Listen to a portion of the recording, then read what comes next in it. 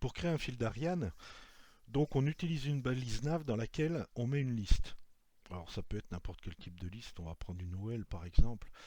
Et puis on va utiliser trois classes, la classe breadcrumb qui définit le fil d'Ariane, donc si on utilise des listes de type OL dans la balise OL, et puis pour chacun des LI on va mettre la classe breadcrumb item. Et pour, comment dirais-je, le fil, enfin le chemin actif, enfin l'élément sur lequel on est positionné, on va lui ajouter la classe active. Alors, je vais reprendre l'exemple qu'on avait vu précédemment, et puis évidemment lui mettre un fil d'Ariane. Donc dans le header, on avait notre navigation, donc on va le mettre ensuite, on va mettre un petit HR pour bien séparer ça. Voilà. Et puis ici, ben, je vais mettre mon fil d'Ariane pour définir l'endroit où je suis. Donc nav, voilà, ok. Et puis ici, une balise OL. Et puis à l'intérieur, une balise LI. Donc qui va contenir un lien, hein, puisque le fil d'Ariane doit aussi permettre la navigation. Ici, je vais mettre par exemple accueil. Bon, ça correspondra pas forcément au menu, mais c'est pas grave. Et puis le LI, et puis je vais en faire deux autres. Voilà. Le deuxième, ben, je mettrai par exemple blog. Puis c'est en imaginant qu'on soit sur un article.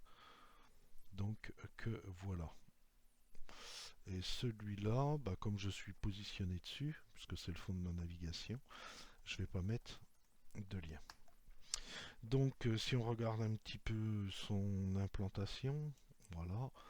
Donc ici, bah, vous voyez que c'est la liste, hein, normale, et puis on va l'habiller pour pouvoir en faire un fil d'Ariane. Donc comme je vous le disais, à cet endroit-là, on va définir la classe breadcrumb.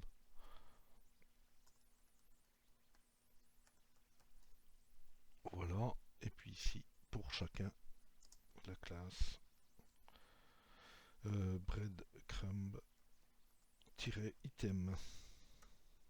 Ok.